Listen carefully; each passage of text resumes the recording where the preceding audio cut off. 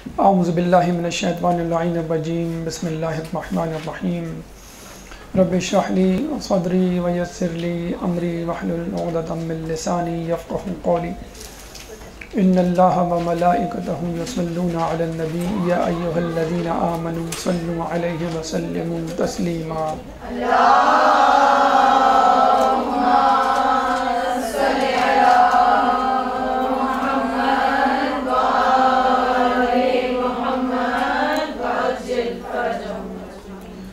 ماہ رجب ہمارے ساتھ اپنی سعادتوں کو لیے ہوئے جاری و ساری ہے،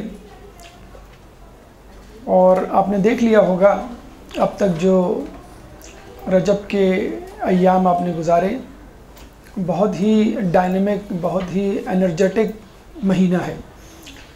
ابھی آپ عمل ام داؤد سے فارغ ہوئے ہوں گے۔ اس سے پہلے ولادت اور شہادت کی تواریخ، اور آئندہ بھی ولادت اور شہادت کی تواریخ جو ہے ہماری منتظر ہے۔ اس مہینے میں یوں تو خوشخبریاں زیادہ ہیں اور غم و حزن کے دن کم ہیں، لیکن بہرحال جو تواریخ شہادت کے حوالے سے، وفات کے حوالے سے اس مہینے میں موجود ہیں، اس میں ایک تاریخ 3 رجب کی امام نقی علیہ السلام کے حوالے سے، اس کے بعد ایک تاریخ جو آج کے دن ہے جناب ابراہیم، وفات کی تاریخ جناب ابراہیم کی، رسول اللہ کے تیسرے صاحبزادے، اور ایک اہم ترین تاریخ 25 رجب جو کہ ہمارے ساتھ میں امام موسیٰ کاظم علیہ السلام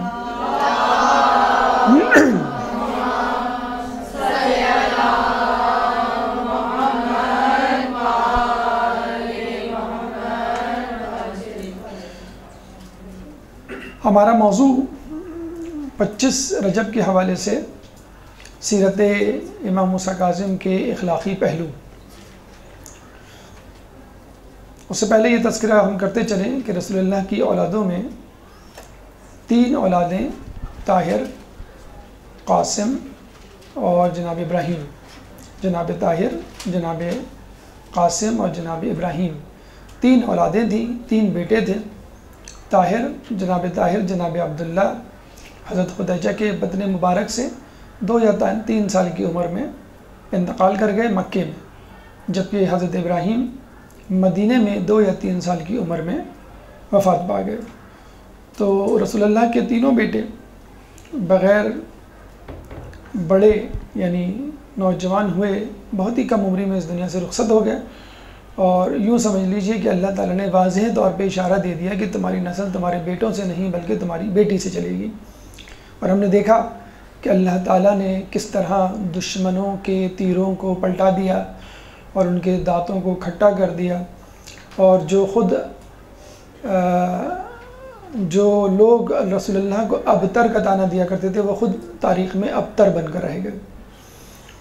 اس کے بعد ہم دیکھتے ہیں کہ جب جناب سیدہ سے رسول اللہ کی نسل مبارک چلی تو لوگوں نے حد الامکان کوشش کی کہ کسی طرح ان کی نسل کو منقطع کیا جائے اور کسی طرح ان کے خاندان کو آگے نہ بڑھنے دیا جائے، لیکن ہم دیکھتے ہیں کہ پھر بھی نامساعد حالات میں، مشکلات میں، آزمائش میں، مصیبتوں میں اور بہت ہی زحمتوں والے ماحول میں بھی ائمہ نے زندگیاں گزاری اور ان کی نسل جو ہے برقرار رہی۔ یہ بھی ہوا ہے کہ بچپن میں اور کم عمری میں اپنے بچوں کو یعنی امام کو چھوڑ کے گئے اور وہ امامت جو ہے انہوں نے کم سنی میں انجام دی۔ اسی طرح ہمیں ایک نام جو ہے ہمارے ساتھ میں امام کے حوالے سے ہمیں ملتا ہے، ان کی سیرت طیبہ پہ آج ہم روشنی ڈالیں گے اور انشاءاللہ کوشش کریں گے کہ اس سے کچھ موتی اپنی زندگی کے لیے چنیں تاکہ ہماری حیات، ہماری زندگی بھی ہمارے ائمہ کی زندگی کے مطابق اور ان کی پیروی کرتے ہوئے گزرے۔ سب سے پہلے تو ولادت 7 صفر 128 ہجری میں مدینے میں یا مدینے کے قریب ایک علاقے ابوا میں شہادت 25 رجب 183 ہجری، اور یوں آپ کی عمر مبارک 55 سال بنتی ہے، جس میں 35 سال آپ نے امام کے طور پہ بسر کیے، 20 سال اپنے والد کی سرپرستی میں، اور 20 سال کی عمر میں جب آپ کو امامت ملی تو بقیہ 35 سال یعنی 55 سال تک آپ نے دور امامت گزارا۔ والد ہمارے چھٹے امام امام جعفر صادق علیہ السلام،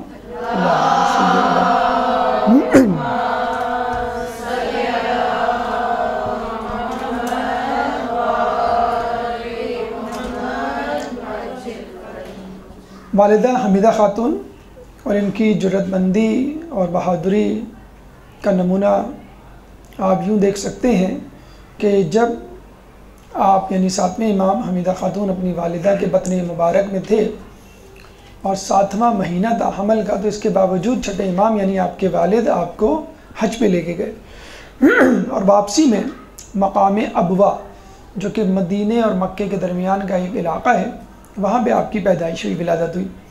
آپ یہ دیکھ سکتے ہیں کہ حمل کے دوران بھی تقریباً 2 مہینے اپنے گھر سے دور رہنا، سفر میں رہنا، حج جیسی مشکل ترین عبادت کو جو کہ مشقت اور محنت سے آراستہ ہے، عبارت ہے، اس کو انجام دینا، اور سفر ہی میں واپسی پر امام کی ولادت ہونا، واقعی ایک بہت جرت مندانہ فیصلہ ہے، قدم ہے، یا بہت ہی بہادری سے زندگی گزارنے کا ایک ہنر ہے۔ آپ کے بہن بھائیوں میں جو اہم ترین ہمیں شخصیت ملتی ہے وہ جناب اسماعیل کی، جو کہ چھٹے امام کے سب سے بڑے صاحبزادے تھے اور تقوی پرہیزگاری میں بہت آگے تھے، اور لوگوں کو یہ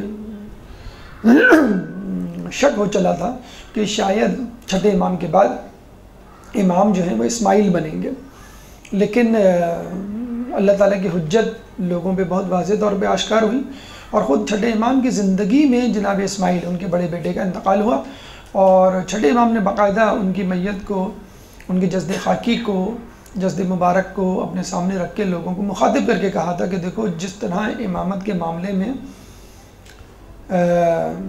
اسماعیل کے حوالے سے حجت اللہ تعالیٰ نے تمام کی ہے، اتنی واضح حجت کبھی تمام نہیں ہوئی، یعنی جس امام کا جو کہ امام ہونے والا ہے اگر اس کا انتقال پہلے ہو جائے تو وہ امام ہو ہی نہیں سکتا، اور یہ تو امام ہونے والے ہی نہیں تھے، امام تو 7ویں امام کو، امام موسیٰ کاظم کو بننا تھا، لیکن پھر بھی لوگوں کو شک تھا، تو جب ان کا انتقال ہوا چھٹے امام کی زندگی میں تو بالکل واضح ہو گیا کہ اگر بننا بھی تھا اگر تو یہ نہیں بن سکے، اور وہاں یہاں تو معاملہ ہی دوسرا تھا کہ بننا ہی نہیں تھا۔ خیر، لیکن جو فتنہ ڈالنے والے تھے اور جو کمزور العقیدہ تھے انہوں نے جو ہے اسماعیل کو، جناب اسماعیل کو اپنا امام سمجھے رکھا، حالانکہ وہ اس تہمت سے بہت دور تھے، حالانکہ متقی پرہیزگار شخص تھے، اور ہمیں یہ روایتوں میں بھی ملتا ہے کہ وہ اکثر سفر میں اپنے والد کے ہمراہ ہوتے تھے، اور نجف اشرف جب انہوں نے سفر کیا تو جناب اسماعیل سے یہ کہا حرم امیر المومنین کے پاس کھڑے ہو کر کہ تم جو ہے امیر المومنین کی زیارت پڑھو۔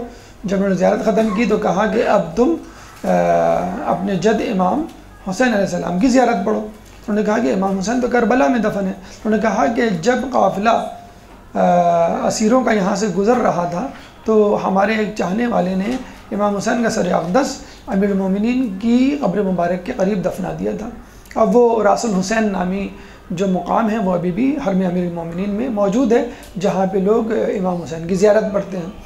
تو جناب اسماعیل چھٹے امام کے ساتھ تھے، جناب اسماعیل زیارت متقی اور پرہیزگاری میں بالکل نابغہ روزگار تھے، لیکن لوگوں نے غلط طور پہ ان کو امام مشہور کر دیا، اور پھر یہ انشاءاللہ بھی ہم آگے دیکھیں گے کس طرح کہ ان کی اولاد میں سے ایک شخص نے باقاعدہ امام کو قتل کرنے کی سازش بھی کی، 7ویں امام کو، اسی حسد میں، اور وہ ان کی شہادت کا سبب بھی بنا وہ شخص۔ بہرحال اس کے بعد ہم آگے چلتے ہیں، ولادہ اسم کے حوالے سے آ جائیں۔ آپ کا نام موسیٰ تھا، نہ جانے اللہ تعالیٰ کی کیا حکمت تھی، لیکن جو بظاہر علماء اعلام نے حکمتیں اپنی کتابوں میں درج کی ہیں وہ یہ کہ گویا خدا یہ بتلانا چاہتا تھا کہ ایک موسیٰ نبی تھا، ایک موسیٰ نبیوں میں سے تھا جس کو غضبان کے نام سے قرآن نے یاد کیا ہے، یعنی غصہ کرنے والے، غضب کرنے والے۔ اور آپ نے دیکھا ہوگا جب موسیٰ علیہ السلام کوہ طور سے واپس آئے اور پتہ چلا کہ ہارون علیہ السلام نے جو ہے ان کو ایک بری خبر سنائی کہ بہت سارے لوگ جو ہیں وہ آپ کی تبلیغات کو، آپ کے احکامات کو چھوڑ کر منحرف ہو گئے ہیں، اور اب وہ آپ کے خدا پہ اب یقین نہیں رکھتے، انہوں نے بچڑے کو خدا بنا لیا۔ تو انہوں نے جو ہے ہارون کو سینے پہ ہاتھ مار کے دھکا دیا اور غصے میں کہا کہ تم نے ایسا نہیں کیوں کرنے دیا؟ انہوں نے کہا کہ میں مجبور تھا، مجھے جو ہے مجھ میں اتنی طاقت نہیں تھی، نہ میرے پاس اتنے لوگ تھے۔ بہرحال موسیٰ علیہ السلام کو اللہ تعالیٰ نے قرآن میں غصے والا ایک جسے کہتے ہیں ایگریسو شخصیت کے طور پہ متعارف کروایا ہے، لیکن یہ موسیٰ یعنی ہمارے امام، ساتویں امام موسیٰ کاظم اتنے زیادہ، اللہم صلی علی محمد و آل محمد،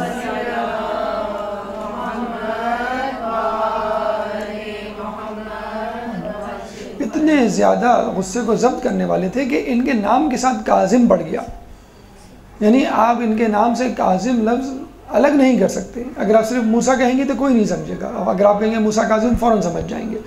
تو کاظم کا لفظ جو ہے جیسے زین العابدین کا لفظ ہے، جیسے امام علی رضا کا لفظ ہے، تو یہ دونوں جب مرکب ملتے ہیں تو فوراً امام کی شخصیت جو ہے ذہن میں آ جاتی ہے۔ تو اتنے زیادہ غصے کو ضبط کرنے والے تھے کہ آپ کا نام جو ہے وہ امام موسیٰ کاظم یعنی لقب پڑ گیا۔ اور القاب میں ایک جو مشہور ترین لقب ہے کاظم کی طرح وہ ہے باب الحوائج۔ جیسے ہمارے یہاں باب الحوائج 3 ہیں، امام موسیٰ کاظم علیہ السلام ہیں، حضرت عباس ابو الفضل عباس ہیں، اور جناب علی اصغر، یہ 3 باب الحوائج ہیں۔ اور ان کے باب الحوائج ہونے میں تو لوگوں نے بھی یعنی اغیار نے بھی اس بات کو تسلیم کیا۔ امام شافعی خود فرماتے ہیں کہ آپ کی قبر مبارک یعنی ساتویں امام موسیٰ کاظم علیہ السلام کی قبر مبارک بلا شبہ جو ہے وہ ایک مرکز ہے معجزات کا اور حاجات کی برآوری کا۔ تو آپ کی قبر مبارک پہ آج بھی لوگ وسیلہ تلاش کرتے ہیں اور آپ سے اپنی مرادیں مانگتے ہیں اور اپنی احتیاج بیان کرتے ہیں، اور اللہ تعالیٰ جو ہے آپ کے وسیلے سے لوگوں کی احتیاج کو پورا کرتا ہے۔ اس کے علاوہ عبد الصالح ایک لقب ہے، صابر ایک لقب ہے آپ کا، امین ایک لقب ہے۔ کنیت میں ابو الحسن اول، اگر ہم صرف ابو الحسن کہیں گے تو اس سے مراد امیر المومنین ہوں گے، اگر ہم کہیں گے ابو الحسن اول تو اس سے مراد امام موسیٰ کاظم ہوں گے، ابو الحسن دوئم امام علی رضا علیہ السلام ہوں گے، اور ابو الحسن ثالث اس سے مراد جو ہے وہ امام نقی علیہ السلام ہوں گے۔ تو 3 ابو الحسن یعنی 4 گزرے ہیں، ایک تو فقط ابو الحسن، پھر ابو الحسن اول، ابو الحسن دوئم، ابو الحسن ثالث یا ابو الحسن ثانی اور ابو الحسن ثالث۔ اس کے علاوہ ابو ابراہیم کیونکہ آپ کے صاحبزادے تھے، ابو اسماعیل اور ابو محمد، ابو علی، یہ ان کے اولادوں میں سے تھے، اس لیے ان کی کنیت بھی یہی ٹھہری۔ اب آئیے ہمارے دوسرے مرحلے کی طرف، یعنی بادشاہان وقت۔ ایک درود پڑھ دیں محمد والے محمد۔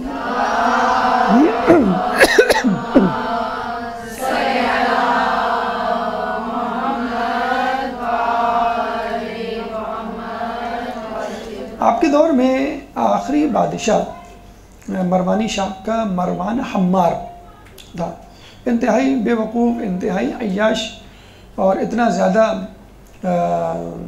احمق کہ اس کے نام کے آگے حمار لگ گیا۔ حمار عربی میں گدھے کو کہتے ہیں، اور ہمارے یہاں اگر کسی کو بے وقوف کہنا ہو تو اس کو ہم کہتے ہیں گدھا، کہ تم جو ہے گدھے ہو۔ تو اتنا بے وقوف، اتنا احمق وہ بادشاہ تھا کہ اس کے نام کے آگے ہی حمار لگ گیا، مروان حمار۔ اس کے بعد مروانی شاہ کا خاتمہ ہوا اور بنو عباس کا پہلا بادشاہ صفح جو ہے وہ مسند خلافت پہ متمکن ہوا۔ انتہائی شقی القلب نام تھا، اس لیے اس کا نام ہی صفح پڑ گیا۔ تیسرا بادشاہ منصور دوانقی، انتہائی ظالم، انتہائی شقی، اور یہی وہ ملعون شخص تھا جس نے ہمارے چھٹے امام کو، امام جعفر صادق علیہ السلام کو زہر دیا تھا۔ منصور دوانقی کے بعد مہدی عباس کا نام آتا ہے۔ اچھا، ہم آپ کو بتاتے چلیں کہ جب لوگوں نے یہ دیکھا کہ ہمارے امام کے مقابلے میں خلفاء ہمارے خلیفہ یا خلیفۃ المسلمین یا حکمران جو ہیں بالکل تقابل کے قابل نہیں ہیں.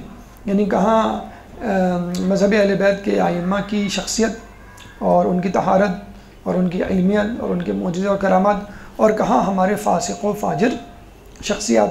تو لوگوں کو مشوش کرنے کے لیے، تشکیک میں ڈالنے کے لیے، شک میں ڈالنے کے لیے انہوں نے کیا کیا، اپنی اولادوں کے نام مہدی، ہادی اس طرح کے رکھنے شروع کر دیے تاکہ لوگوں میں کنفیوژن پیدا ہو.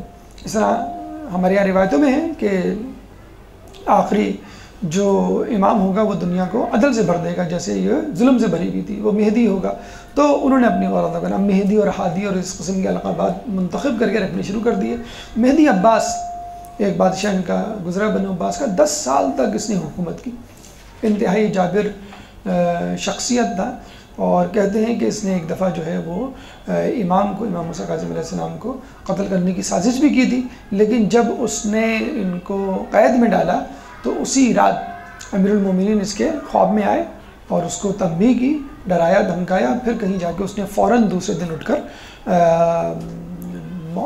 مسلم بن محمد بن قحطبہ نامی شخص تھا، حمید بن قحطبہ نامی شخص تھا جو بہت ہی جابر ظالم تھا، اس کے ذریعے کہا کہ تم ان کو قتل نہ کرو. مجھے خواب میں امیر المومنین آئے اور انہوں نے مجھے بہت ڈانٹا، سرزنش کی. مہدی کے بعد جو بادشاہ بنا وہ تھا ہادی، لیکن ہادی جو ہے فقط 1 سال جو ہے وہ حکومت کر سکا. اس کے بعد جو بادشاہ بنا سب جانتے ہیں، ہارون رشید، کہ جس نے خود امام موسیٰ کاظم علیہ السلام کو زہر دیا. انتہائی ظالم، انتہائی چال باز، انتہائی سیاست باز بادشاہ تھا. ہارون رشید کے بارے میں کہا جاتا ہے اس نے نہ صرف 7ویں امام کو شہید کیا، قتل کیا، بلکہ نفس زکیہ کے بھائی عبداللہ کو زندہ دیوار میں چنوا دیا. اور اتنا ظالم بادشاہ تھا کہ جب خود قتل کرتے تھک جاتا تو اپنے دوستوں کو حکم دیا کرتا تھا اور باقاعدہ ان کو کہا کرتا تھا کہ تمہاری دوستی اور محبت کا معیار کیا ہے مجھ سے. لوگ یہی کہا کرتے تھے کہ ہم جو ہے آپ کے لیے جان قربان کرنے کے لیے تیار ہیں. تو ہارون رشید کا ایک دوست تھا حمید بن قحطبہ. حمید بن قحطبہ کے بارے میں ملتا ہے کہ اس کا ایک دوست ایک دفعہ اس سے ملنے کے لیے آیا. تو وہ ماہ رمضان تھا اور دوپہر کا وقت تھا اور وہ کھانے پہ بیٹھا ہوا تھا. تو حمید بن قحطبہ، اچھا اس زمانے میں آپ جتنے ظالم ہوں، اہل بیت پہ جتنا ظلم کرتے ہوں، لیکن نماز روزے کے سب پابند ہوا کرتے تھے، کیونکہ اس زمانے میں نماز روزہ ایک فیشن تھا. مطلب فیشن کہتا ہے کہ جو یہ نہیں کرے گا وہ عام عوام سے کٹ جائے گا.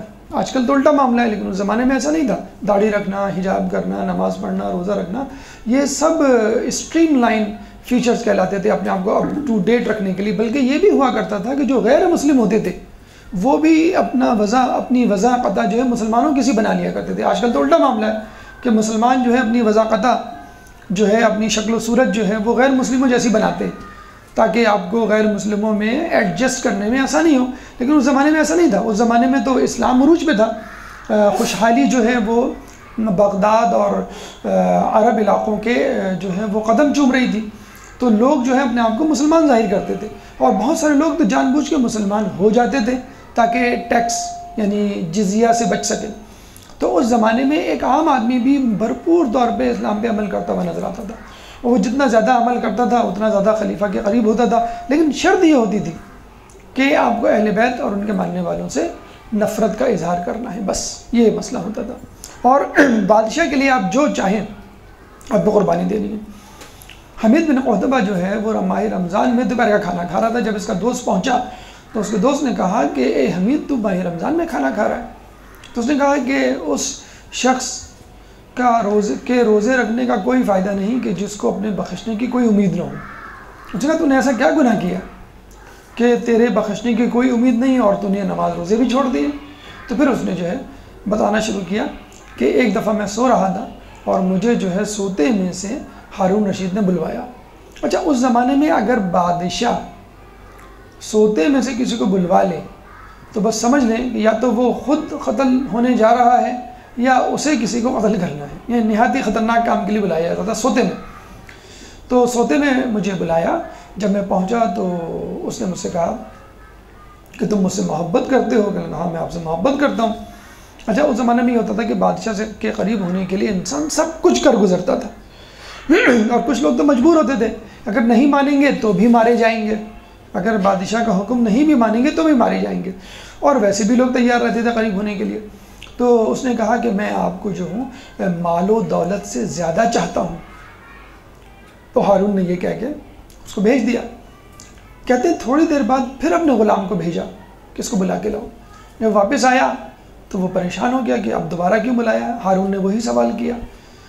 اب وہ سمجھ گیا کہ یہ چاہتا ہے کہ میں اس سے مزید محبت کا اظہار کروں، تو اس نے کہا کہ میں آپ کو اپنی اولاد سے بھی زیادہ چاہتا ہوں، یعنی اپنے گھر والوں سے، اہل و عیال سے بھی زیادہ چاہتا ہوں، یعنی اپنے گھر والے بھی قربان کرنے کے لیے تیار ہوں۔ تو ہارون رشید نے کہا اچھا ٹھیک ہے، جب ضرورت ہوگی میں تمہیں بلا لوں گا۔ چلا گیا یہ۔ کچھ دیر کے بعد پھر دوبارہ اس نے غلام کو بھیجا کہ دوبارہ بلا کے لاؤ۔ حمید بن عتبہ دوبارہ آیا اور ہارون نے دوبارہ پوچھا کہ تم مجھے کتنا چاہتے ہو؟ اب وہ سمجھ گیا کہ ہارون جو ہے میری آخری حدوں کو دیکھنا چاہتا ہے، تو اس نے ہارون سے کہا کہ میں آپ کو اپنے دین سے زیادہ چاہتا ہوں، یعنی اپنا دین بھی قربان کرنے کے لیے تیار ہوں۔ تو ہارون نے کہا کہ اچھا اگر ایسا ہے تو میرے غلام کے ساتھ چلے جاؤ اور جو یہ کہے اس پہ عمل کرو۔ غلام نے تلوار ہاتھ میں لی اور اس حمید بن عتبہ کو لے کے چلا۔ ایک گھر میں پہنچا تو وہاں گھر میں جو ہے وہ عجیب خستہ حالی تھی، بوسیدگی تھی۔ 3 کمرے موجود تھے، تینوں پہ قفل لگا ہوا تھا۔ غلام نے جو ہے پہلے کمرے کا قفل کھولا، دیکھا تو اس میں 20 سادات قید ہیں۔ غلام نے کہا کہ یہ لو تلوار، ان 20 کے 20 افراد کو قتل کر دو۔ پھر اس نے تلوار لے کے ایک ایک کو قتل کرنا شروع کیا اور قتل کر کر کے کنویں میں پھینکتا جاتا۔ تو اس زمانے میں یہی ہوا کرتا تھا۔ تو حمید بن عتبہ نے 20 کے 20 سادات کا سر قلم کیا اور تمام کے تمام لوگوں کو کنویں میں ڈال دیا۔ اس زمانے میں کنویں تقریباً ہر گھر میں ہوتے تھے پانی کے لیے، لیکن بعض اوقات وہ اس مقصد کے لیے بھی استعمال کیے جاتے تھے۔ اس کے بعد غلام نے دوسرا کمرہ کھولا اور اس میں بھی 20 سادات، اور کہا ان کو بھی قتل کر دو۔ اس نے تلوار لی اور 20 کے 20 افراد کو ایک ایک کر کے قتل کرنا شروع کیا، اور پھر اس کے بعد تمام لوگوں کو کنویں میں پھینک دیا، لاشوں کو۔ پھر غلام نے تیسرا قفل کھولا، اس میں بھی 20 سادات۔ اس نے پھر دوبارہ تلوار لے کے ان سب کا سر قلم کرنا شروع کیا۔ جب 19 کو قتل کر چکا تو 20واں شخص ایک بوڑھا ضعیف تھا، تو اس نے صرف یہ کہا کہ تم قیامت کے دن ہمارے جد رسول اللہ کو کیا منہ دکھاؤ گے؟ بس یہ کہنا تھا۔ وہ کانپنے لگا حمید بن عتبہ، لیکن اس نے کانپتے ہاتھوں سے اس بوڑھے ضعیف شخص کو بھی قتل کر دیا۔ اور اس کے بعد، اور وہ دن تھا اور آج کا دن، یعنی حمید بن عتبہ کہتا ہے کہ اس کے بعد سے مجھ میں بالکل جو ہے امید کی کرن ختم ہو گئی میرے اندر کہ میں بخشا جاؤں گا۔ تو وہ دن ہے اور آج کا دن ہے، نہ میں نماز پڑھتا ہوں میں نہ روزہ رکھتا ہوں۔ تو یہ وہ حمید بن عتبہ تھا کہ جس نے اپنی آخرت جو ہے برباد کر دی بادشاہ کے لیے، اور اسی کو جو ہے وہ مہدی عباس نے جو ہے وہ حکم دیا تھا اور پھر بعد میں حکم واپس لے لیا تھا۔ تو ہارون رشید انتہائی ظالم بادشاہ تھا، خود کئی لوگوں کا قاتل تھا۔ اس کے علاوہ زکیہ، نفس زکیہ کے بھائی عبداللہ کو زندہ زندان میں، دیوار میں، محل کی دیوار میں چنوا دیا تھا۔ اس کے علاوہ حمید بن عتبہ کے ذریعے 60 افراد کے قتل کا ذمہ دار۔ اس کے علاوہ انتہائی ظالم اور شقی امام مظلوم کی قبر مبارک پہ بیری کا درخت ہوا کرتا تھا، ایک سایہ دار درخت۔ ویسے بھی سایہ دار درخت جو ہے بہت اچھا سمجھا جاتا ہے، اسے کٹوانے والے کو، کاٹنے والے کو بہت برا بھلا کہا جاتا ہے کہ اگر یہ پھل نہیں دے رہا تو کم از کم سایہ دے رہا ہے، اپنے نیچے بیٹھنے والوں کو آرام اور سستانے کے لیے ایک جگہ فراہم کر رہا ہے۔ بیری کا درخت، حالانکہ بیری کے درخت کی باقاعدہ حدیث موجود ہے کہ بیری کا درخت کٹوانے والے پر اللہ کی لعنت، یعنی بیری کا درخت اتنا زیادہ رسول اللہ کو پسند تھا، اور باقاعدہ حدیث ہے کہ اس کو کاٹنے والے پہ، کٹوانے والے پہ اللہ کی لعنت۔ علم دوست تاریخ میں مشہور تو ہے، لیکن علم دوستی جو ہے فقط اپنے ذاتی مفاد کے لیے استعمال کیا کرتا تھا۔ اپنی باپ کی مدخولہ کنیز سے جب اس نے نکاح کیا اور لوگوں نے روکا تو اس نے فوراً جو ہے وہ اپنے زر خرید علماء سے جو ہے رابطہ کیا، تو انہوں نے کہا کہ کنیز کی گواہی جو ہے وہ قابل قبول نہیں، تو آپ اسے نکاح کر سکتے۔ اسی طرح ایک کنیز سے بغیر عدت کے جب نکاح کیا لوگوں نے روکا تو اس نے پھر دوبارہ فتویٰ جو ہے وہ خریدنے کی کوشش کی، تو فتویٰ ملا کہ آپ اس کو اپنے بیٹے کو ہبہ کر دیں اور اپنے بیٹے کو کہیں کہ وہ آپ کو ہبہ کر دیں، ہبہ کرنے کی صورت میں عدت نہیں ہوا کرتی۔ تو یہ طریقہ کار ہوا کرتا تھا اس کا کہ کسی طرح جو ہے اپنے ذاتی مفادات کو پورا کرنے کے لیے لوگوں کو، علماء کو، ان کے فتوے کو استعمال کیا جائے۔ کوشش اس کی پوری ہوا کرتی تھی کہ کسی طرح امام کو، اہل بیت کو، ان کے خانوادے کو گاہے بگاہے لوگوں کے سامنے کسی نہ کسی طریقے سے توہین اور حقارت کا نشانہ بنائے۔ ایک دفعہ امام کے پاس گیا اور امام سے کہنے لگا کہ آپ کیسے کہہ سکتے ہیں کہ رسول اللہ کی نسل جو ہے وہ بی بی سیدہ سے چلی، حالانکہ نسل تو جو ہے وہ مردوں سے، لڑکوں سے، بیٹوں سے چلتی ہے۔ تو آپ نے جواب دیا کہ اگر نسل بیٹوں ہی سے چلا کرتی تو عیسیٰ علیہ السلام اپنی ماں کے وسیلے سے ابراہیم علیہ السلام کی اولاد کیسے ٹھہرے، اور جس طرح عیسیٰ علیہ السلام اپنے ماں کے وسیلے سے اولاد ٹھہرائے جا سکتے ہیں ابراہیم علیہ السلام کی نسل سے، تو ہم بھی جو ہے رسول اللہ کی نسل سے ایک درود پڑھ دیں۔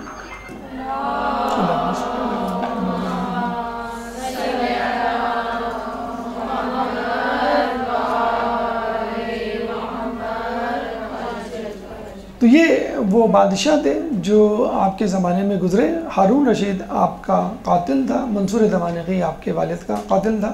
اب آئیے بچپن کے کچھ واقعات اور ان سے ہمیں کیا سبق ملتا ہے۔ چھٹے امام سے جب کسی نے سوال کیا کھیل کود کا اور بچپنے کا اور امامت کا، تو آپ نے جواب دیا کہ ہم کھیل کود کے لیے پیدا نہیں ہوئے۔ اچھا، اتفاق سے کچھ ہی دنوں بعد لوگوں نے دیکھا کہ آپ کے صاحبزادے امام موسیٰ کاظم جو ہیں، جو اس وقت 3 سال کے تھے، بکری کے بچے کو پکڑ کے لا رہے ہیں۔ تو لوگوں نے، جو کمزور العقیدہ افراد تھے، ان کو ایک موقع ہاتھ آ گیا کہ بھئی آپ تو کہا کرتے تھے کہ امام جو ہے وہ کھیل کود کے لیے نہیں پیدا ہوئے، آپ کے صاحبزادے کیا کر رہے ہیں؟ تو جب وہ قریب آئے تو پتہ چلا وہ بکری کے بچے کو اشارہ کر رہے ہیں زمین کی طرف کہہ کے کہ تم سجدہ کیوں نہیں کرتی۔ یعنی اگر امام کسی جانور سے کھیل بھی رہا ہے تو دیکھا جائے تو وہ کھیل میں ان کو دین سکھا رہا ہے۔ جیسے ہم بچوں کو کھیل میں میتھمیٹکس کروا رہے ہوتے ہیں، کھیل میں جو ہے ان کو سائنس پڑھا رہے ہوتے ہیں، تو ہمارے امام بھی دیکھا جائے تو لگ رہا ہوتا تھا لہو و لعب اور تفریح میں مشغول ہے، لیکن اس کے ذریعے لوگوں کو دین اور تبلیغات کا جو ہے وہ وسیلہ بنا رہے تھے اس کھیل کو۔ یا یوں کہہ لیجئے اس کھیل میں، اگر اس کو کھیل کہا جائے، وہ بتلانا چاہ رہے تھے کہ ہم تو جانور کا شرک جو ہے وہ برداشت نہیں کر سکتے، تو انسانوں کے اندر شرک کیوں کر برداشت کریں گے؟ جب ہم چاہتے ہیں کہ جانور تک جو ہے اللہ کے حضور سجدہ کرے، تو ہم یہ بھی چاہیں گے ہمارے چاہنے والے اور مسلمان اور مومنین جو ہیں وہ بھی اللہ کو سجدہ کریں۔ اور ہمارے یہاں امام کو پڑھانے کی ضرورت نہیں ہوتی، ہمارے یہاں امام کے لیے علم حادث نہیں ہوا کرتا کہ ایک خاص عمر تک پہنچے گا تو اس کو علم ملے گا۔ جیسے ہمارے یہاں خود علماء اکرام ہوتے ہیں، وہ ایک خاص حوزے کا ایک امتحان پاس کریں گے، خاص کتاب پڑھیں گے، خاص عمر میں وہ عالم بنیں گے۔ تو ہمارے ائمہ کے لیے نہیں ہوتے، ان کے یہاں جو علم ہوتا ہے وہ علم لدنی ہوتا ہے، اللہ کی طرف سے الہام کردہ ہوتا ہے، ان کو کسی سے پڑھنے لکھنے سیکھنے کی ضرورت نہیں ہوتی۔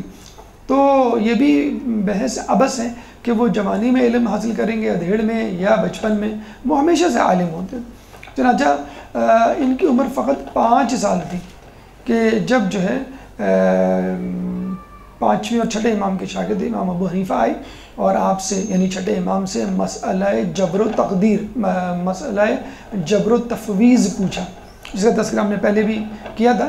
جبر یعنی زندگی مکمل طور پہ کمپلشن ہے، ایک جبر ہے، مجبوری ہے، آپ کچھ نہیں کر سکتے، اور تفویض کیا ہے؟ آپ کو آزادی ہے، آپ جو چاہیں کریں، کوئی آپ کو نہیں روک سکتا، خدا نخواستہ خدا بھی نہیں روک سکتا، خدا نخواستہ آپ کی تقدیر بھی آپ کو نہیں روک سکتی۔ تو امام نے یہ کہا تھا لا جبر ولا تفویض ولکن امر بین الامرین، کہ زندگی نہ تو جبر ہے اور نہ ہی تفویض ہے، یہ تو ان دونوں کے درمیان کی چیز ہے۔ تو یہی جواب جو ہے ہمارے 7ویں امام موسیٰ کاظم علیہ السلام نے بھی دیا، فقط ان کی عمر اس وقت 5 سال تھی۔ یعنی اس سے پہلے کہ چھٹے امام اس سوال کا جواب دیتے، 7ویں امام نے جو اس وقت 5 سال کی عمر کے تھے جواب دیا۔ تو لوگوں کو بتلا دیا کہ ہماری فہم و فراست 3 سال اور 5 سال میں بھی وہی ہے کہ جو لوگوں کی ایک بڑی عمر زانو تلمس طے کرنے کے بعد بھی نہیں ہوتی۔ اسی طرح امام ابو حنیفہ ہی نے آپ سے ایک دفعہ سوال کیا جب وہ نماز پڑھ رہے تھے ایسی جگہ پہ جہاں لوگ آگے سے آگے آ جا رہے تھے، تو آپ سے سوال کیا کہ آپ ایسی جگہ نماز کیوں پڑھ رہے ہیں جہاں لوگ آ جا رہے ہیں، آپ کے اور اللہ کے درمیان ایک رابطہ ہے وہ منقطع ہو رہا ہے، وہ ٹوٹ رہا ہے، وہ کمزور پڑ رہا ہے. تو انہوں نے کہا امام کا اشارہ جو ہے وہ قرآن کی آیت کی طرح تھے کہ انا نحن اقرب حبل الورید، کہ ہم جو ہے تمہاری رگے جان سے بھی زیادہ، کیروٹیڈ آرٹری جسے کہتے ہیں، رگے جان سے بھی زیادہ قریب ہیں. تو امام نے کہا کہ جب میرا خدا میری رگے جان سے بھی زیادہ قریب ہے تو کوئی شخص میرے اور خدا کے درمیان کیسے حائل ہو سکتا ہے. تو ہماری امام کی نمازوں میں نہ تو کوئی خارجی انسان حائل ہو سکتا ہے، نہ ہی کوئی خارجی تیر. آپ نے دیکھا تھا نا کہ امام امیر المومنین کو جب تیر لگا تھا اور نکالنے لگے تھے تو انہوں نے کہا کہ ابھی نہ نکالو، مجھے نماز پڑھنے دو. جب نماز پڑھنی شروع کی اور جب تیر نکالا گیا ان کو پتہ بھی نہ چلا. تو اس کا مطلب ہے کہ خارجی امور ہمارے چوتھے امام سے ہمیں ملتا ہے پانچویں امام سے کہ جب وہ نماز پڑھنے کھڑے ہوئے تو دیکھا جو ہے وہاں پہ ان کا بیٹا جو ہے وہ جل رہا ہے اور امام کو پتہ بھی نہیں چلا. اسی طرح گھر میں ایک دفعہ بیٹا جو ہے کنویں میں گرا ہوا ہے، اسی طرح گھر میں آگ لگی تو ان کو اس کا بھی ہوش نہیں تھا. تو جب امام یا کوئی شخص اللہ سے قریب ہوتا ہے تو اس کو دنیا و ما فیہا کی کوئی خبر نہیں ہوتی. امام کے بچپن کے تیور دیکھ کر، یعنی جیسے ہم کہتے ہیں نا کہ بھئی یہ بچہ جو ہے بڑا ہو کے سائنسدان بنے گا، یہ بچہ جو ہے وہ بڑا ہو کے ڈاکٹر بنے گا یا انجینئر بنے گا یا فلاسفر بنے گا، کیونکہ بچپن سے کچھ نشانیاں، کچھ علامات ظاہر ہو جاتی ہیں. تو اسی طرح امام کو دیکھ کے اس زمانے کے لوگ پہچان گئے تھے کہ یہ بہت دور رس اور دانشور قسم کی شخصیت بننے والے ہیں. تو بادشاہ کو بھی احساس ہو گیا تھا کہ جو 3 سال میں بکری کو سجدہ کرنے کا کہے، جو 5 سال میں جبر و تفویض کا مسئلے کو حل کرے، جو بچپنے میں جو ہے اپنے آپ کو اور اللہ تعالیٰ کو اتنا قریب تر کر دے اپنے آپ کو اللہ تعالیٰ سے کہ کوئی اور اس کے درمیان حائل نہ ہو سکے، تو یقیناً یہ بڑا ہو کر اتنی اہم شخصیت بن سکتا ہے کہ لوگ اس کے ارد گرد جمع ہو جائیں. ہو سکتا ہے خود یہ ہماری خلافت میں رکاوٹ بن جائے، چنانچہ اس کو گرفتار کر لیا جائے، اس کو قتل کر دیا جائے. تو جیسے ہی ہمارے چھٹے امام کا انتقال ہوتا ہے، ان کی شہادت ہوتی ہے، فوراً بادشاہ مدینہ کے حاکم سلیمان کو کہتا ہے کہ اس بچے کو گرفتار کر کے لیا. نہیں، بلکہ یہ نہیں کہتا ہے، وہ یہ کہتا ہے کہ چھٹے امام کا جو وصی ہے اس کو گرفتار کر کے لیا. یعنی ان کا جو جانشین ہے یا ان کے بعد جو ہے جن کو انہوں نے اپنے امور تفویض کیے ہیں اس کو پکڑ کے لیا ہو. تو ظاہر سی بات ہے اس زمانے میں یہی ہوا کرتا تھا کہ جو بیٹا ہوا کرتا تھا اس کو امور تفویض کیے جاتے تھے. اور امام نے بتلا بھی دیا تھا کہ ہمارا امام جو ہے وہ شہادت سے پہلے بتلا دیا کرتا ہے کہ میرے بعد امام کون ہوگا. تو لوگوں نے کہا کہ آپ ان کی وصیت پڑھ لیں، جس کو بھی انہوں نے وصی بنایا ہوگا وہ جو ہے آپ اس کو گرفتار کر کے لے جائیں اگر آپ سمجھتے ہیں وہ آپ کی راہ میں رکاوٹ بننے والا ہے. تو جب وصیت کھولی گئی تو پتہ چلا کہ ہمارے چھٹے امام نے اپنے بعد اپنے امور کا نگران 5 لوگوں کو بنایا تھا، جس میں سب سے پہلا نام کس کا تھا؟ خود منصور دوانقی کا تھا. منصور دوانقی کا تھا جس نے قتل کروایا تھا چھٹے امام کو. پہلا نام منصور دوانقی کا تھا، اب وہ کس طرح اپنے آپ کو قتل کر لے. پھر دوسرا نام سلیمان حاکم مدینہ، جو خود اس کا جو گرفتار کرنے کے لیے آیا تھا، جو حاکم مدینہ تھا اس کا نام تھا، وہ اس کو کیسے قتل کروا دے. پھر تیسرا نام ابو الافتح جو ان کے بیٹے تھے چھٹے امام کے، ان کا تھا. پھر امام موسیٰ کاظم علیہ السلام کا نام تھا 5واں اور چوتھا، اور پھر چھٹا جو ہے وہ نام تھا حمیدہ خاتون، ان کی والدہ کا. تو 5 لوگوں کو، اب 5 لوگ بھی امام نے اس طرح اس ویرائٹی سے، اس ورسٹیلٹی سے جمع کیے تھے کہ وہ سب کو نہیں قتل کر سکتا تھا. مطلب ایک عورت کو قتل کرنا بڑی عجیب سی بات ہے عرب معاشرے میں، کسی عورت سے دشمنی نکالنا، پھر خود اپنے آپ کو قتل کرنا، پھر اپنے گورنر کو قتل کرنا. تو وہ عجیب جو ہے وہ گڑبڑا گیا اور پریشان ہو گیا اور امام کی ذہانت کی داد دیے بغیر نہیں رہ سکا، اور پھر اس نے جو ہے وہ 7ویں امام ko گرفتار کرنے کا ارادہ جو ہے وہ ترک کر دیا. درود پڑھ دے محمد والے محمد.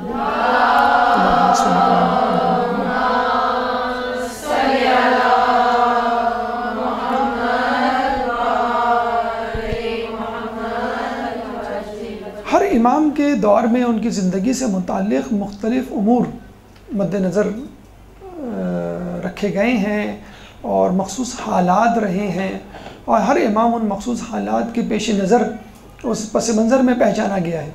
تو جب بھی ہمارے 7ویں امام کا تذکرہ آتا ہے تو سب سے زیادہ جو چیز یا مصیبت یا آزمائش ان کی ہمیں ملتی ہے تاریخ کی کتابوں میں، اور ہماری نظروں کے سامنے ہمارے ذہن میں اجاگر ہوتی ہے۔ سب سے پہلی اور اہم ترین مصیبت، اور وہ کیا تھی؟ گرفتاری، اسیری، زندان میں قید ہونا۔ 14 سال زندان میں قید رہے اور بہت ہی بدتر جیل میں قید رہے۔ لیکن آپ یہ دیکھیے کہ 7ویں امام کی زندگی میں جب بھی ہم واقعات سناتے ہیں تو زیادہ تر واقعات زندان کے واقعات ہوتے ہیں۔ حالانکہ دیکھا جائے ہم میں سے کسی کو زندان میں ڈال دیا جائے تو ہم یہ کہیں گے بھائی ہمارا ٹائم ویسٹ ہو رہا ہے۔ اگر ہم کسی طرح یہاں سے نکل کھڑے ہوں تو پھر ہم لوگوں کے لیے کچھ کر سکتے ہیں، ہم جو ہے وہ لوگوں کی تبلیغات کر سکتے ہیں، ان کے دین کو ٹھیک کر سکتے ہیں، اپنا پیغام پہنچا سکتے ہیں۔ لیکن امام اپنے کام میں لگے رہتے تھے۔ ہمارے ائمہ کا کام کیا ہوتا تھا؟ اللہ کو راضی رکھنا، اس کی اطاعت کرنا اور عبادت کرنا۔ تو پہلی، کچھ لوگ کہتے ہیں کہ 3 مرتبہ گرفتار کیا، کوئی کہتا ہے کہ 2 مرتبہ گرفتار کیا۔ بہرحال پہلی مرتبہ جو گرفتاری امام کی عمل میں آئی وہ اس طرح آئی کہ ہارون رشید جو ہے وہ مدینے میں تھا اور قبر رسول پہ تھا۔ قبر رسول پہ امام موسیٰ کاظم بھی موجود تھے۔ تو ہارون رشید نے اپنی رشتہ داری جتلانے کے لیے بلند آواز سے رسول اللہ کی قبر کی طرف دیکھ کر جو ہے وہ پکارنا چاہا، یا ابن العم، یعنی میرے چچا کے بیٹے۔ حضرت عباس کی نسل سے، جو حضرت عباس رسول اللہ کے چچا تھے، ان کی نسل سے بنو عباس تھی۔ نعرہ تو یہی لگایا تھا کہ ہم جو ہیں وہ ہم جو ہیں اہل بیت پر مظالم کا بدلہ لینے آئے، لیکن جب وہ آ گئے مسند خلافت بھی تو بھول گئے۔ تو رسول اللہ، ظاہر بات ہے کہ ابو طالب ان کے چچا، حضرت عباس ان کے چچا، تو وہ کزن ہوئے دیکھا جائے۔ تو جب اس نے یہ رشتہ داری جتلانی چاہی تو امام موسیٰ کاظم علیہ السلام نے فوراً کہا یا ابتا، یعنی اے میرے والد۔ تو وہ چچا تھے اور یہ والد، ان کے لیے والد تھے رسول اللہ امام کے لیے، اور ہارون کے لیے چچا تھے۔ تو ظاہر سی بات ہے کون سا رشتہ زیادہ قریب ہوگا؟ والد کا۔ تو وہ جو ہے چراغ پا ہو کے رہ گیا۔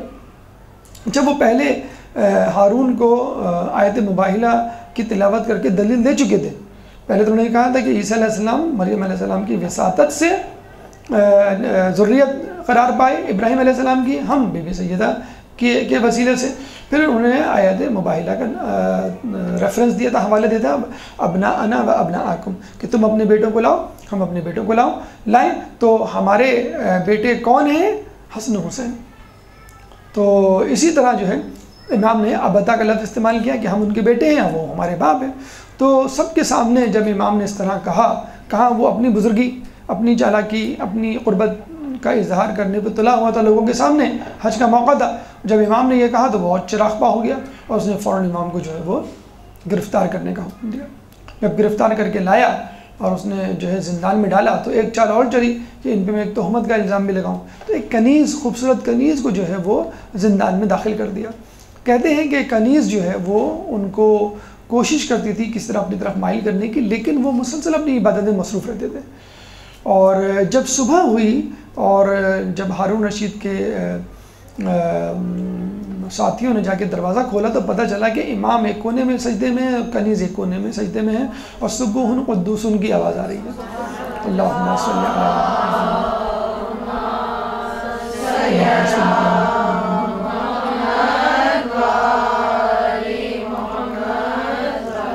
کہتے ہیں ہارون نے جب کنیز کو طلب کیا اور اس سے پوچھا کہ میں نے تو تجھے امام کو ورغلانے کے لیے بھیجا تھا، تو خود جو ہے وہ امام کے طریقے پر آ گئی۔ تو اس کنیز نے کہا میں کیا کروں کہ جب میں گئی اور میں نے امام کی طرف دیکھا تو امام کے پیچھے ان کے پس منظر میں مجھے باغات نظر آئے، باغات میں بہت ساری خوبصورت عورتیں نظر آئیں، اور انہوں نے مجھ سے برملا کہا کہ تو یہاں سے چلی جا، ہم ان کی خدمت کے لیے کافی ہیں۔ اور اتنی زیادہ عبادت امام کیا کرتے تھے کہ عبادت کے علاوہ ان کو کسی چیز سے سروکار ہی نہیں تھا۔ چنانچہ میرا دل بھی جو ہے خود بخود عبادت کی طرف مائل ہو گیا۔ کہتے ہیں کہ امام ہارون رشید نے دوبارہ اس کو زندان میں ڈلوا دیا کہ اگر اس کو میں باہر نکالوں گا تو یہ امام کی معجزات اور کرامات کی باتیں لوگوں کو بتائے گی اور یہ جو ہے امام اور زیادہ مشہور ہو جائیں گے۔ بہرحال تو جب ہارون نے یہ دیکھا، اچھا یہ بھی کہا جاتا ہے کہ اس نے خواب میں امیر المومنین یا رسول اللہ کو دیکھا اور جو ہے وہ گھبرا کر جو ہے امام کو چھوڑنے کا جو اس نے حکم دیا کہ ان کو چھوڑ دو، اور اگر ان کو ہم نے گرفتار کر لیا تو میرے اوپر ایک مصیبت آ جائے گی۔ بہرحال اچھا، کہتے ہیں کہ امام کو جب پہلی مرتبہ لے جائے جا رہے تھے اور لوگوں نے رونا دھونا مچایا تو امام نے صاف کہہ دیا تھا کہ میں اس وقت قتل نہیں کیا جاؤں گا، لیکن جب میں دوبارہ لے جایا جاؤں گا تو قتل کر دیا جاؤں گا۔ تو اچھا، یہ بھی کہتے ہیں کہ جس جیل میں قید کیا تھا اس میں بہت زیادہ تالے لگے ہوئے تھے، پہرے لگے ہوئے تھے، اور اس کے ساتھ ایک مسجد بھی تھی۔ تو لوگ جو ہے وہ آپس میں باتیں کر رہے تھے، تو امام کا ایک چاہنے والا کھڑا ہوا تھا، تو جس نے گرفتار کیا تھا وہ کسی شخص سے عربی ادب پہ گفتگو کر رہا تھا۔ تو امام کے چاہنے والے نے کہا کہ وائے ہو تم پر، تم جو ہے عربی ادب پہ گفتگو کر رہے ہو، اس وقت تو تمہاری ضرورت ہے کہ تم امام کے موضوع پر گفتگو کرو گے جن کو تم نے قید میں ڈالا ہوا ہے۔ تو وہ بڑا غصے میں آئے، کہنے لگے تمہیں کیسے پتا؟ کہنے لگے بس مجھے معلوم ہے، اور دیکھو امام جو ہے وہ جب چاہیں قید سے چھٹ سکتے ہیں، ان کے لیے کوئی مسئلہ ہی نہیں ہے۔ تو اس نے کہا وہ کیسے؟ کہنے لگا وہ دیکھو۔ تو پتہ چلا کہ سامنے ایک شخص جو ہے وہ نماز پڑھ رہا ہے، بڑے بزرگ شخصیت، باروب شخصیت، اور جب یہ شخص جس نے قید کیا تھا وہ آگے جا کے دیکھنے لگا کون شخص ہے، تو وہ امام موسیٰ کاظم تھے۔ کہنے لگا آپ کیسے باہر آ گئے؟ کہنے لگا ہم باجازت خداوندی باہر آ گئے، تم ہمیں کتنا ہی قید کر لو، اگر ہم چاہیں تو ہم قید سے باہر آ سکتے ہیں۔ پھر جب اس نے ہارون کو یہ سب کچھ بتایا تو اس نے کہا کہ ہمارا بھانڈا پھوٹ جائے گا، اور امام نے کہہ دیا تھا کہ ہم جو ہے اس دفعہ قتل نہیں کیے جائیں گے۔ تو کسی طرح امام کو جو ہے چھوڑا۔ دوسری مرتبہ کس طرح ان کو اسیر کیا گیا، جو ان کی شہادت پہ متنج ہوا، کہ جیسے میں نے آپ کو بتایا ان کے بھائی تھے اسماعیل، بڑے بھائی، تو وہ تو متقی پرہیزگار تھے، اور ان پہ جو ہے لوگوں نے امامت کا لیبل لگا کے ان کو امام ماننا شروع کر دیا تھا، حالانکہ انہوں نے نہیں کہا تھا کسی کو۔ جب ان کا انتقال ہو گیا تو ان کے بیٹے تھے محمد بن اسماعیل، یہ جو بیٹا تھا یہ منحرف تھا، یہ حسد کا شکار تھا، اور یہ امام موسیٰ کاظم کو پسند نہیں کرتا تھا۔ چنانچہ یہ کوشش میں لگا رہتا تھا کسی طرح آپ کو تکلیف پہنچائے۔ ہارون رشید نے اپنے وزیر سے کہلوایا کہ جاؤ جا کے معلوم کرو کہ امام موسیٰ کاظم علیہ السلام کے خاندان میں کون ایسا شخص ہے جس کو ہم خرید سکتے ہیں۔ تو جب تحقیق کی تو پتہ چلا کہ محمد بن اسماعیل، ان کے بڑے بھائی جو تھے اسماعیل، جن کو لوگ امام کہا کرتے تھے، جن کی امامت کے اسماعیلی اور بہری قائل ہیں، اور یہ 17ویں امام تک ایک ساتھ تھے۔ 17ویں امام تک ان کو ہم اسماعیلی کہا کرتے تھے۔ 17ویں امام کے بعد پھر دوبارہ تنازع شروع ہوا، وہاں سے اسماعیلی الگ ہو گئے اور بہری الگ ہو گئے۔ اسماعیلیوں کو آغا خانی بھی کہا جاتا ہے اور بہری الگ ہو گئے۔ بہرحال یہ امام جعفر علیہ السلام کے بڑے بیٹے اسماعیل کو امام ماننے والوں میں سے ہیں۔ بہرحال تو ان کا بھتیجا محمد بن اسماعیل وہ جو ہے تھوڑا دنیا پرست تھا اور امام کا دشمن بھی تھا، تو ہارون نے اپنے وزیر سے کہلوایا کہ کسی طرح اس کو میرے پاس بھیجو۔ تو وزیر نے جو ہے ہارون کے ان کو بلایا کہ تم میرے پاس آ جاؤ۔ تو محمد بن اسماعیل یہ بتلانے کے لیے کہ میں جو ہوں وہ کسی برے کام، بری نیت سے نہیں جا رہا ہوں، میں تو بس بلانے پہ جا رہا ہوں۔ تو یہ امام کے پاس آیا اور کہنے لگا امام مجھے جو ہے وہ بغداد طلب کیا ہے، بادشاہ کے وزیر نے بلایا ہے اور یہ کہا ہے کہ بادشاہ تم سے ملنا چاہتا ہے۔ تو امام جو ہے وہ ارادہ بھاپ گئے، تو امام نے فوراً جو ہے وہ 400 درہم منگوائے اور اس کے ہاتھ میں رکھے۔ پھر اس کے بعد 400 درہم منگائے، پھر 400، 3 مرتبہ درہموں کی تھیلیاں اور کچھ دینار بھی دیے۔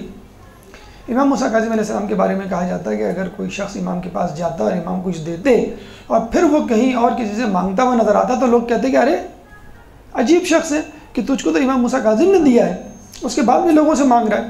اتنا زیادہ لوگوں کو وہ عطا کیا کرتے تھے۔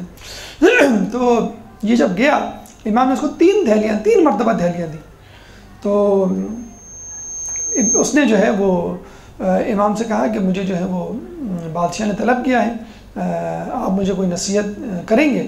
تو امام نے کہا کہ دیکھ، اپنے ہاتھوں کو ہمارے خون سے رنگین نہ کرنا اور ہمارے بچوں کو یتیم نہ کرنا۔ تو اس نے کہا نہیں آپ یہ کیسی بات کر رہے ہیں، میں ایسا جو ہوں کبھی بھی نہیں کر سکتا۔ تو اس نے کہا، امام نے پھر دوبارہ یہی جملہ دہرایا کہ اپنے ہاتھوں کو ہمارے خون سے رنگین نہ کرنا۔ جب وہ چلا گیا تو لوگوں نے پوچھا کہ آپ جب سمجھتے ہیں کہ آپ کا قاتل ہے یا ہوگا تو آپ نے اس کو کیوں نوازا؟ انہوں نے کہا کہ یہ قطع رحمی کرنے پہ تلا ہوا تھا، ہم صلح رحمی پہ تلے ہوئے تھے تاکہ ہم لوگوں کو بتا سکیں اور اس پہ حجت تمام کر سکیں۔ دوسرا یہ کہ یہی جو ہے وہ میرا قاتل بنے گا اور میرے اپنے ہاتھوں کو میرے خون سے جو ہے وہ رنگین کرے گا۔ خیر یہ چلا گیا بادشاہ ہارون رشید کے پاس، تو اس نے کہا کہ بھئی سناؤ حال احوال کیا ہیں؟ ابھی اپنے نمبر بڑھانے کے لیے بادشاہ سے تحفے تحائف لینے کے لیے، پیسہ درم و دینار لینے کے لیے فوراً کیا جملہ کہتا ہے کہ مجھے سمجھ میں نہیں آتا کہ اس سلطنت میں 2 خلیفہ کیسے؟ کیا مطلب؟ کہنے ایک آپ خلیفہ ہیں جن کے پاس بغداد اور آس پاس کے علاقوں کا خراج آتا ہے، اور ایک امام موسیٰ کاظم بھی خلیفہ ہیں، ان کے پاس بھی خراج آتا ہے، یعنی خمس، زکوٰۃ، عطیات، تحفے تحائف امام کو جو ہم بھیجتے ہیں تو اس زمانے میں بھیجتے تھے تو ان کے پاس آتا تھا۔ اور دوسری بات یہ ہے کہ مجھے تو لگتا ہے کہ وہ خلیفہ ہیں، تم نہیں ہو۔ تو وہ سمجھ گیا اور اس کو گواہی بھی مل گئی۔ اس نے فوراً حکم دیا کہ محمد بن اسماعیل کو 2 لاکھ درہم دیے جائیں، 2 لاکھ دینار دیے جائیں، 2 لاکھ دینار۔ اور یہ کہہ کے وہ چلا گیا۔ تو اس کا غلام جو ہے وہ 2 لاکھ دینار لینے کے لیے محل روانہ ہو گیا۔ تو کہتے ہیں کہ اس کو پیٹ میں مموڑ اٹھا، یہ بیت الخلاء گیا، وہاں پہ اس کو اتنی زبردست پیچش ہوئی کہ ساری تڑیاں، انٹسٹائن، آنتیں باہر آ گئی۔ اور جب بادشاہ کا غلام 2 لاکھ دینار لے کر آیا تو یہ بستر مرگ پہ پڑا ہوا تھا، اور جب اس کو تھیلیاں پکڑوا رہا تھا تو یہ محمد بن اسماعیل کہہ رہا تھا کہ اب کیا فائدہ، اب تو میں آخری سانسیں لے رہا ہوں، اور یہ کہتے ہوئے وہ مر گیا۔ یعنی اس کو 2 لاکھ دینار کام نہیں آئے، اور اس کا جو ہے وہ وقت آخر بھی جو ہے وہ کفر کی حالت، یعنی امام سے بغاوت کی صورت میں ہوا۔ جب ہارون نے یہ سن لیا اور لوگوں سے گواہی بھی طلب کر لی کہ دیکھو میرے خلاف بغاوت ہو رہی ہے، تب اس نے جو ہے امام موسیٰ کاظم کو طلب کیا، ان کو قید خانے میں ڈال دیا۔ اچھا، شخصیت یہ اتنی باروب تھی، اتنی متقی پرہیزگار شخصیت تھی کہ اس کو ہمت نہیں ہوتی تھی خود کچھ کرنے کی۔ تو اس نے کیا کیا کہ بصرے میں اپنے چچا زاد عیسیٰ ابن جعفر کو کہا کہ ان کو تم اپنے قید خانے میں ڈال لو۔ وہ بہت عیاش لہو لعب کا دل دادہ انسان تھا، روزانہ رقص و سرور کی محفلیں ہوتی تھیں، موسیقی بجائی جاتی تھی روزانہ۔ امام کہتے تھے کہ وہ دن میرے لیے بہت ہی برے گزرے کہ جو میں نے وہاں گزارے، اور رقص و سرور کی موسیقی کی آوازیں میرے کانوں میں ٹکراتی تھی۔ اچھا، یہ خود یہ خفل ڈالتا تھا، وہاں بیٹھا رہتا تھا، دیکھتا رہتا تھا امام کو، لیکن کچھ دنوں کے بعد جو ہے اس کا رویہ تبدیل ہو گیا۔ کہنے لگے کہ یہ شخص ہر وقت عبادت کرتا رہتا ہے، فجر کے بعد سے جو سجدے میں جاتا ہے تو ظہر کی نماز کے وقت اٹھاتا ہے، پھر ظہر کی نماز کے بعد جو سجدے میں جاتا ہے تو مغربین میں۔ اچھا، کسی نے نعوذ باللہ یہ بھی کہا کہ یہ فجر کے بعد جو سجدے میں جاتے ہیں تو سو جاتے ہیں، تو اگر یہ سو جاتے ہیں تو ظہر سے پہلے وضو کرتے، وضو بھی نہیں کرتے، تو اس کا مطلب ہے کہ وضو نہیں ٹوٹا، سوئے بھی نہیں۔ تو اچھا، پھر وہ قریب جا کے سنتا بھی تھا کہ یہ سجدے میں کیا پڑھ رہے ہیں، دعائیں کیا پڑھ رہے ہیں۔ تو اس نے کہا 1 سال گزر گیا، میں نے آج تک ہارون کے خلاف کوئی بد دعا نہیں سنی، اپنے دشمنوں کے خلاف۔ تو جب ہارون نے اپنے چچا زاد عیسیٰ ابن جعفر کو کہا کہ تم اس کو قتل کیوں نہیں کرتے جو میں نے کہا تم کو، کہنے لگا میں کیسے قتل کر دوں، میں نے آج تک اس کی زبان سے آپ کے خلاف، اپنے خلاف، اپنے دشمنوں کے خلاف کوئی بد دعا ہی نہیں سنی، فقط اور فقط اللہ کی حمد و ثنا کرتا رہتا ہے یہ شخص، اور میں اس کو کبھی بھی قتل نہیں کروں گا چاہے تو مجھے قتل کر دے، میں قتل ہونے کے لیے تیار ہوں۔ یعنی اس کا چچا زاد کہہ رہا ہے۔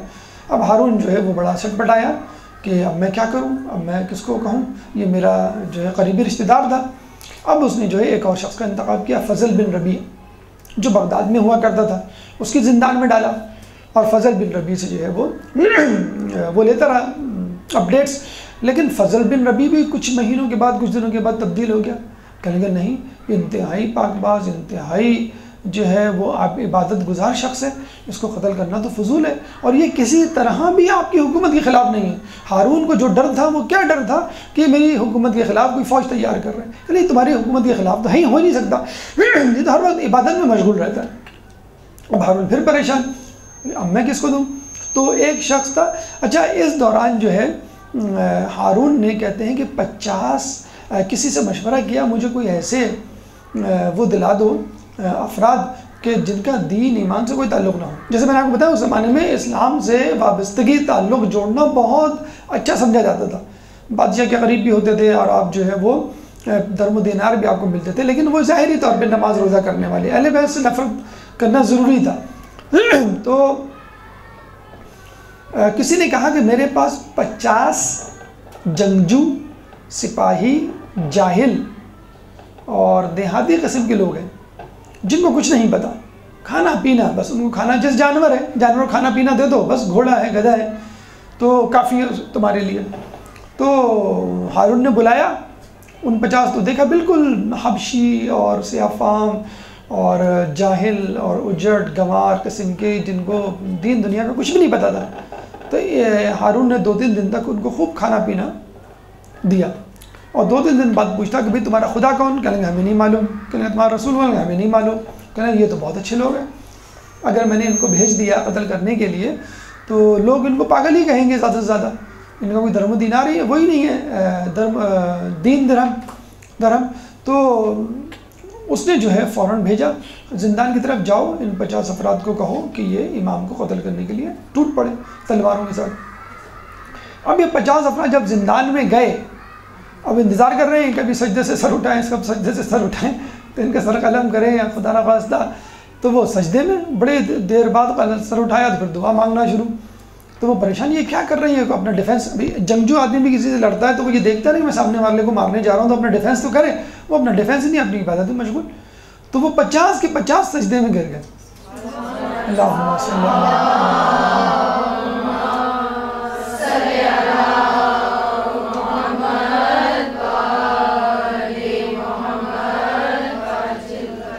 یہاں جو ہے پھر اس کی حکمت عملی جو ہے وہ فیل ہو گئی۔ پھر بڑی مشکل سے اس کو ایک شخص ملا، قدار بن سلف، عبد الرحمن ابن ملجم جیسے لوگ آپ کو ملے جاتے ہیں کہیں نہ کہیں۔ تو سندی بن حاشق شخص تھا، بہت ہی ظالم سفاک، اسی طرح کا قدار بن سلف ابن ملجم جیسا، یزید جیسا، حرملہ یا شمر جیسا۔ تو اس کو کہا پھر کہ تم جو ہے امام کو قتل کرو۔ پھر کہیں جا کر اس نے امام کو 20 کھجوریں لیں اور ان میں جو ہے سوئی کے ذریعے یا دھاگے کے ذریعے جو ہے وہ زہر منتقل کیا، اور کہتے ہیں کہ خود ہارون رشید نے زہر منتقل کیا، اس میں سے کچھ کھجوریں کھائیں، رطب تازہ کھجوریں، اور باقی جو امام کو بھیج دی، اور یہ کہلوا کے بھیجی کہ کہنا کہ ہارون نے خود اس میں سے کھایا ہے۔ اور یہ تو آپ سن بھی چکے ہیں بعض ائمہ کو، جو انگور بھی دیا گیا، کچھ انگور کے خوشے کھا لیے، باقی دے دیے، جس میں سوئی کے ذریعے سے زہر منتقل کیا گیا تھا۔ تو امام نے جو ہے وہ کہا کہ آپ کو سب کھانی پڑیں گی۔ امام نے کھائیں، اور جب امام نے کھا لی تو پتہ چلا کہ زہر کا کوئی اثر ہی نہیں ہے۔ اچھا، ابھی فوراً نے کھا کے ختم کی تھی انہوں نے، تو اس نے جو ہے سندی بن حاشق نے اور اس کے وزیر نے فوراً 50 افراد کو بلایا، 80 افراد کو، کہ دیکھو بھئی یہ صحیح سالم ہیں کہ نہیں ہے۔ انہوں نے کہا ہاں بھائی بالکل صحیح سالم ہے، ان کو کچھ ہوا تو نہیں ہے، زہر تو نہیں دیا گیا؟ نہیں دیا گیا۔ تو آپ گواہی دیں گے لوگوں کے سامنے اگر جو ہے وہ ان کا انتقال ہو جاتا ہے تو یہ ہماری طرف سے تو قتل تو نہیں ہے؟ انہوں نے نہیں، ہمیں تو کچھ بھی نظر نہیں آ رہا۔ تو یہ کہہ کے جب جانے لگے تو امام نے کہا کہ دیکھو میرے لیے یہ والی گواہی مت دینا، مجھے واقعی زہر دیا گیا ہے، اور کچھ دنوں کے بعد میرا جو ہے وہ انتقال ہو جائے گا، میرا رنگ جو ہے ابھی ایسا ہے، ابھی جو ہے وہ سبز پڑ جائے گا، میری ہتھیلی جو ہے وہ سبز ہو جائیں گی، تم دیکھنا۔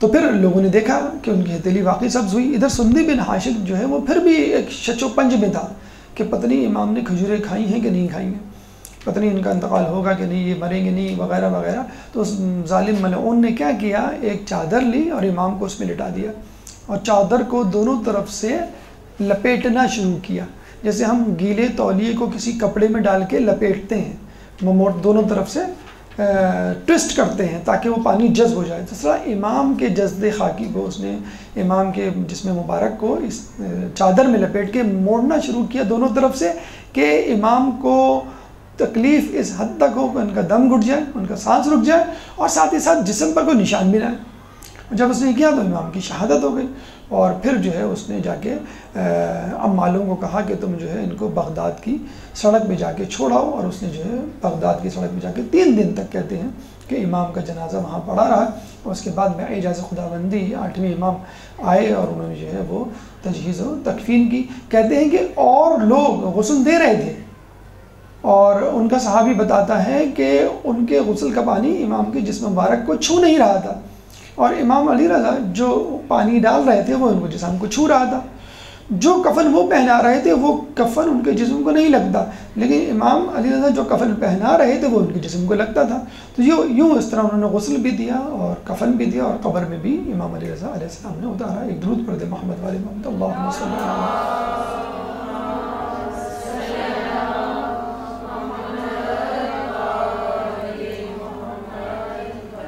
آپ کی اولادوں میں ویسے تو یہ ملتا ہے کہ 18 لڑکے اور 19 لڑکیاں تھیں. جو مشہور ترین اولاد ہے وہ ہمارے 8ویں امام علی رضا علیہ السلام ہیں، اور ایک بی بی معصومہ قم کا آپ نے نام سنا ہوگا، جو 1 سال کی جدائی کے بعد اپنے بھائی امام علی رضا علیہ السلام کی تلاش میں گئی تھی خراسان، اور رستے میں جو ہے بیمار پڑ گئیں. اس کے بعد ان کو قم لایا گیا اور 17 دن کے اندر ان کا جو ہے وہ انتقال ہو گیا. جب انتقال ہوا تو ان کو دفنانے کا مسئلہ درپیش ہوا. ایک بزرگ آگے بڑھے دفنانے کے لیے، تو ایک دم سے دیکھا کہ 2 گھڑ سوار کہیں دور سے آئے ہیں اور انہوں نے جو ہے بی بی معصومہ قم کو دفنا دیا ہے. ان کے اصحاب میں جو ہمیں نام ملتے ہیں وہ علی بن یقطین کے ملتے ہیں، صفوان بن جمال کے ملتے ہیں، ایک بشر حافی اور ایک جو ہے بہلول دانا. علی بن یقطین کو باقاعدہ طور پہ انہوں نے اجازت دی تھی کہ تم بادشاہ کی جو ہے وہ وزارت کو سنبھالو اور اپنے چاہنے والوں کو، مذہب اہل بیت پہ چلنے والوں کو جو ہے وہ امداد پہنچاؤ اور ان کی مدد کرو.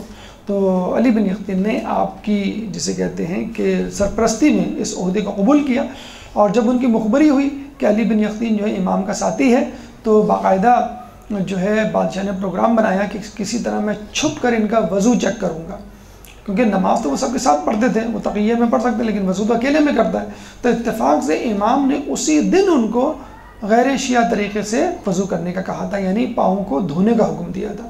اسی دن بادشاہ نے جب دیکھا تو بادشاہ نے کہا بھائی یہ تو ہمارے عقیدے کے ہیں، اور پھر جو ہے بادشاہ نے جس وزیر نے چغلی کی تھی اس کو جو ہے پھانسی پہ لٹکا دیا تھا.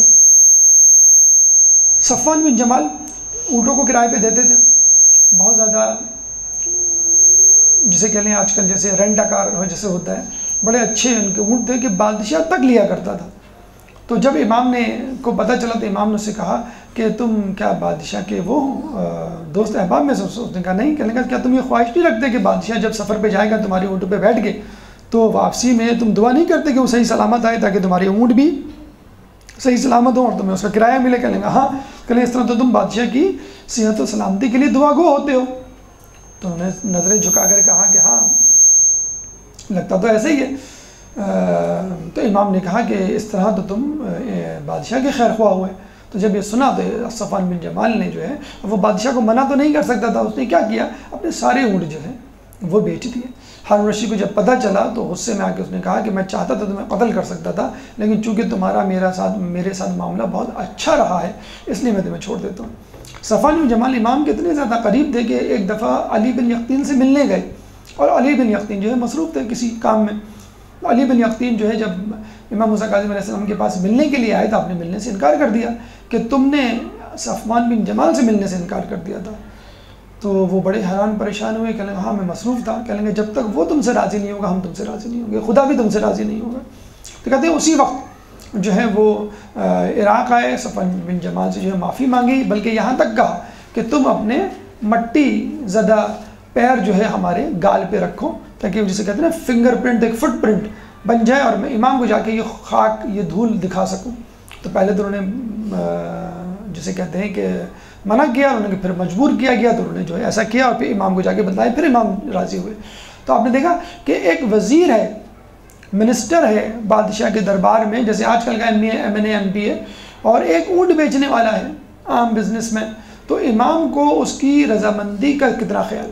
تو ہمیں بھی جو ہے وہ کسی کے اسٹیٹس سے اور کسی کی ویلتھ سے، کسی کے جاہ و جلال سے مرعوب نہیں ہونا چاہیے. اگر مرعوب ہونا ہے تو لوگوں کے تقویٰ پرہیزگاری سے ہو. اس طرح بشر حافی کے بارے میں ملتا ہے. دیکھیں جب انسان کا دل پلٹنا ہو تو کیسے پلٹ جاتا ہے کہ جب اس کی کنیز جو ہے کوڑا ڈالنے آئی باہر تو امام نے اس سے پوچھا، جب دروازہ کھلا تو میوزک کی آواز آئی تو امام نے پوچھا کہ تیرا آقا جو ہے وہ آزاد ہے کہ غلام ہے؟ اس نے کہا غلام کیوں ہوا، وہ تو آزاد ہے. تو امام نے کہا واقعی وہ آزاد لگتا ہے تمام چیزوں سے، مطلب اللہ تعالیٰ کی اس سے بھی غلامی سے بھی آزاد ہے گویا. تو وہ جب گئی اپنے آقا کو بتلانے کے لیے، وہ سمجھ گیا کہ یہ امام ہوں گے یا کوئی بہت بزرگ شخصیت ہے اور یہ بہت گہرا جملہ ہے. کہتے ہیں کہ وہ ننگے پیر جو ہے وہ امام کے پاس دوڑے اور امام سے جو ہے وہ معافی مانگی اور اللہ سے توبہ کی. پھر عمر بھر جو ہے وہ ننگے پیر رہے، اس لیے ان کا نام جو ہے وہ بشر حافی پڑ گیا. ایک صحابی جو ہے وہ بہلول دانہ ہمیں ملتے ہیں کہ جو 2 افراد کے ساتھ امام سے ملنے کے لیے زندان میں. تو امام کا بظاہر رابطہ تو منقطع ہو گیا تھا، لیکن کسی نہ کسی طرح وہ ہدایات تو دے رہے تھے. تو کہتے ہیں کہ انہوں نے ایک ٹھیکری پہ جو ہے اپنا ایک پرچی پہ جو ہے لکھ کے بھیجا اپنا مسئلہ کہ ہم 3 کیا کریں. تو جب وہ پرچہ وہاں گیا، امام کے پاس کچھ لکھنے کے لیے تو تھا نہیں، تو امام نے جو ایک مٹی کی ٹھیکری لی، اس میں ناخن سے یوں جیم کر کے لکھ دیا. جب یہ ٹھیکری باہر گئی مٹی کی، وہ کنکری یا ٹھیکری کہہ لیں جو کچی مٹی کلے کی بنتی ہے، تو اس میں جیم لکھا ہوا تھا. تو ایک شخص نے یہ سمجھا امام کا مطلب ہے جلا وطن جیم سے، تو میں اپنے ملک کو چھوڑ کے چلا جاتا ہوں. وہ اپنے ملک کو چھوڑ کے چلا گیا. یعنی ہمارے مسائل کا حل، شیعوں پہ جو مظالم ہو رہے ہیں اس کا کیا حل ہے، یہ پوچھنے کے لیے انہوں نے اپنا پرچہ اندر پھینکا تھا زندان میں. امام کے پاس تھا نہیں، تو ٹھیکری پہ جیم لکھ دیا. تو جلا وطن اپنے ملک کو چھوڑ کے چلا گیا. دوسرے نے یہ کہا نہیں، اس کا مطلب ہے جبل یعنی پہاڑ. تو وہ دنیا یعنی شہر کو چھوڑ کے پہاڑ پہ چلا گیا اور ہمیشہ کے لیے روپوش ہو گیا اور عابد و زاہد بن گیا، وہیں پہ رہنے لگا، عبادت کرنے لگا. بہلول دانہ نے جیم سے مطلب لیا جنو، یعنی اپنے آپ کو مجنو ظاہر کرو. تو بس اس وقت سے لے کر مرتے دم تک وہ بہلول دانہ نے، حالانکہ کہا جاتا ہارون رشید کا کزن تھا، یہ کزن تھے، امزاد تھے، لیکن اپنے آپ کو جو ہے پاگل و دیوانہ جو ہے ظاہر کیا کرتے تھے اور لوگوں کو آخر وقت تک شک میں تو رکھا، لیکن آخر وقت تک یقین نہیں ہونے دیا کہ میں جو ہوں وہ دانشور ہوں یا اہل بیت کا جو ہوں وہ ماننے والا ہوں. یعنی اتنی زیادہ فہم و فراست عروج پہ تھی کہ ایک دفعہ بازار میں بیٹھے ہوئے تو کسی نے پوچھا کہ بہلول کیا کر رہے ہو؟ تو انہوں نے کہا کہ میں خدا اور بندے میں مصالحت کروا رہا ہوں. تو کسی نے کہا کہ کیا کچھ نتیجہ نکلا؟ کہنے کہ نہیں. کہنے کیوں؟ کہنے اس لیے نہیں نکلا کہ خدا تو راضی ہے، بندہ راضی نہیں ہے. پھر کچھ دنوں کے بعد بہلول کو قبرستان میں دیکھا. کہا بہلول کیا کر رہے ہو؟ کہنے کہ خدا اور بندے میں مصالحت کروا رہا ہوں.